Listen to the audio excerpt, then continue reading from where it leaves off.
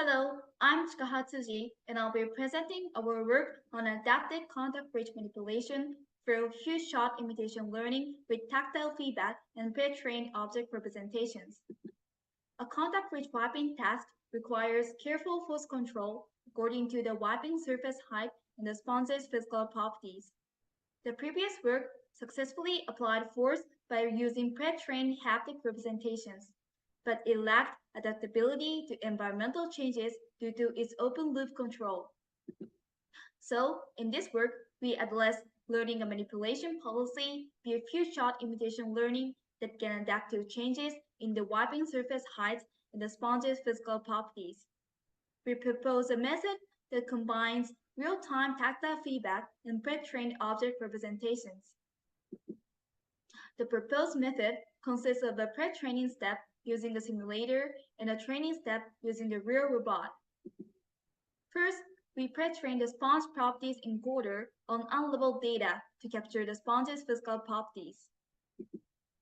Next, we train the motion trajectory decoder and a tactile feedback loop on unlabeled data and few-shot human demonstration data. The motion trajectory decoder generates the wiping motion according to the sponge properties, while a tactile feedback loop predicts the next time step's height displacement according to the time series contact state and the sponge's physical properties. We experimented with a robot by varying the wiping table's height and the sponge's physical properties. First, we tested on low and high tables. Using the baseline method, the sponge maintained contact with the table by about 70%, and the average force was 3 to 10 times smaller than expected. In contrast, with the proposed method, the sponge kept contact with the table and the robot applied an appropriate force. Next, we tested on low damping and stiff sponges. The baseline method failed to maintain contact with the table, and the average force was very small. On the other hand, the proposed method successfully kept contact in all time steps, and applied force was comparable to that expected.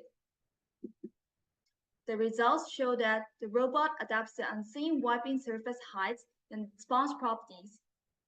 For limitations, extensive costs are needed for simulating deformable objects, so that could remain for future work.